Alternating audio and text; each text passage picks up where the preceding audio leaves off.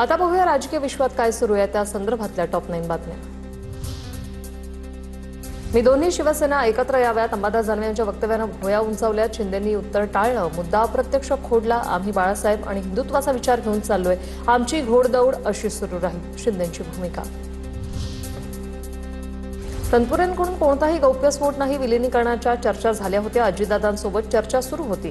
खासदार सुनील तटकरे यांची प्रतिक्रिया, तर दादा असतानाचं विलिनीकरण आणि नंतरचं विलिनीकरण यात फरक, तटकरेंचं वक्तव्य।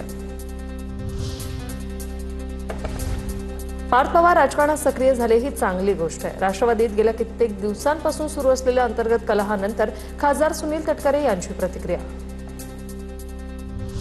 काहींनी पक्षाच्या चिन्हावर निवडणूक जिंकून पक्षाशी गद्दारी केली, भाजपने नगरसेवकांना पैसे देऊन नेल्याचा वडेट्टीवारांचा आरोप। विजय वडेट्टीवार यांची नॉट रिचेबल नगरसेवकांवर टीका। कॅबिनेटच्या दिवशी मुंबईत ठाण मांडून बसू नका, शिवसेनेच्या जिल्हाप्रमुखांना उदय सामंतांनी फटकारलं। मुंबईत हॉटेल बुक करून राहणाऱ्या जिल्हाप्रमुखांनी हे थांबवावं, सामंतांचा सल्ला।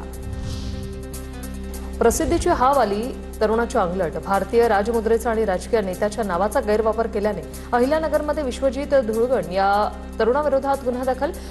प्रसिद्धीसाठी मोदी, फडणवीस, शिंदे यांच्या नावाने बनावट शुभेच्छा पत्र सोशल मीडियावर केलं व्हायरल। काँग्रेस नेते दिग्विजय सिंह यांनी केलं पंतप्रधान नरेंद्र मोदी यांचं कौतुक। आमच्या पंतप्रधानांवर पूर्ण विश्वास, ते विद्यार्थ्यांवर कोणताही अन्याय होऊ देणार नाही। शिक्षण मंत्रालयाशी संबंधित बाबींवर चर्चेसाठी बोलवलेल्या संसदीय समितीच्या बैठकीवेळी समितीचे अध्यक्ष दिग्विजय सिंह यांच्याकडून मोदींचं कौतुक।